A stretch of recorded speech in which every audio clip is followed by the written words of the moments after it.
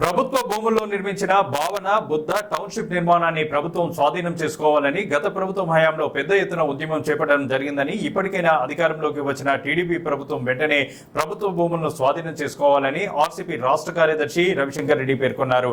కడప నగరంలోని Rayalaseema communist party కార్యాలయంలో ఏర్పాటు చేసిన మీడియా సమావేశంలో ఆయన మాట్లాడుతూ భావన బుద్ధ టౌన్షిప్ అక్రమాలపై రాష్ట్ర ప్రభుత్వం సమగ్ర విచారణ జరిపించాలని డిమాండ్ చేశారు. ఆదినిమ్మాయపల్లి ఆనకట్టపై బ్యారేజ్ నిర్మించి కడప జిల్లాలో ఉక్కు పరిశ్రమను ఏర్పాటు చేయాలన్నారు. నూతనంగా ఏర్పాటైన తెలుగుదేశం కూటమి ప్రభుత్వానికి ఈ సందర్భంగా ఆయన శుభాకాంక్షలు తెలిపారు. రాష్ట్రంలో నూతనంగా ఎన్నికైన తెలుగుదేశం కూటమి ప్రభుత్వానికి రాయలసీమ కమ్యూనిస్టు పార్టీ శుభాకాంక్షలు తెలియజేస్తూ ఉన్నది. కడప జిల్లాలో గెలిచిన కూటమి అభ్యర్థులందరికీ కూడా శుభాకాంక్షలు తెలియజేస్తూ ఉన్నాం. రాయలసీమ కమ్యూనిస్టు పార్టీ గత ప్రభుత్వ కాలంలో కొన్ని సమస్యల్ని ప్రధానంగా సమాజం ముందుకి, ప్రభుత్వం ముందుకి తీసుకొచ్చింది. అయితే ఆ రోజున్న అధికారులు కానీ, ప్రజాప్రతినిధులు కానీ విపరీతమైన అహంకారంతో, కండకావరంతో ఆ సమస్యల్ని పరిష్కరించడానికి బదులు ఎదురుదాడి చేసే కార్యక్రమాన్ని చేశారు. ఇప్పుడైనా ఈ ప్రభుత్వం వాటన్నింటినీ పరిష్కరించాలని చెప్పి రాయలసీమ కమ్యూనిస్ట్ పార్టీ డిమాండ్ చేస్తుంది. ముఖ్యంగా భావన టౌన్షిప్, బుద్ధ టౌన్షిప్ వాళ్ళు నిర్మించినటువంటి భావన టౌన్షిప్ పూర్తిగా అది ప్రభుత్వ భూముల్లో నిర్మించినటువంటి నిర్మాణం.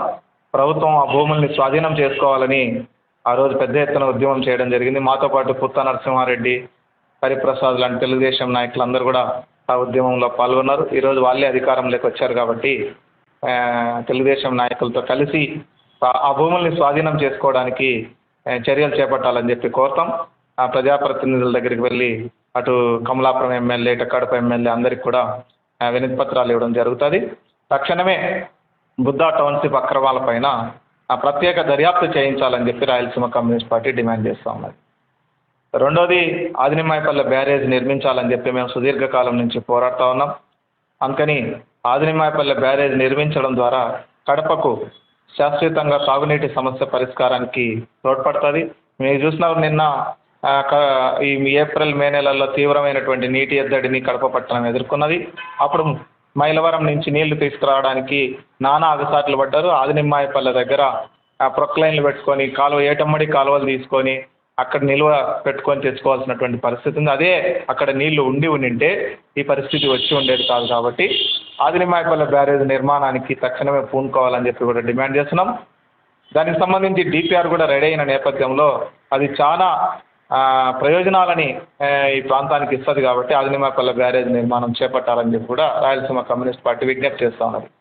మూడోది, అందరికీ తెలుసు, రాయలసీమ ప్రజల ఆకాంక్ష, కడప ప్రజల చిరకాల కాంక్ష అయినటువంటి కడప ఉక్కు పరిశ్రమ నిర్మాణానికి తెలుగుదేశం ప్రభుత్వం చొరవ చూపాల్సిన అవసరం ఉన్నది. జిల్లాలో గెలిచిన ప్రజాప్రతినిధులు ఆ ఉద్యమంలో అనేక సందర్భాల్లో అటు శ్రీనివాసరెడ్డి కానీ, అటు ఆదినారాయణ రెడ్డి వాళ్ళు కానీ, లేకపోతే నారాయణ రెడ్డి వాళ్ళు కానీ అనేక సందర్భాల్లో అందరం వాళ్ళు చేసిన ఉద్యమంలో మేము పాల్గొన్నాం, మేము చేసిన ఉద్యమాల్లో వాళ్ళు పాల్గొన్నారు.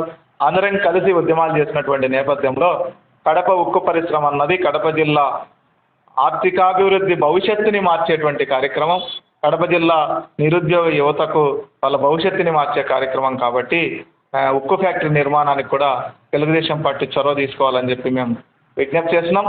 ఈ సమస్యలన్నింటిపైన త్వరలోనే తెలుగుదేశం పార్టీ నాయకుల్ని, అట్లాగనే ముఖ్యమంత్రి చంద్రబాబును కూడా కలిసి ఇవన్నింటి మీద చర్యలు తీసుకోవాలని చెప్పి కోరబోతా ఉన్నాం.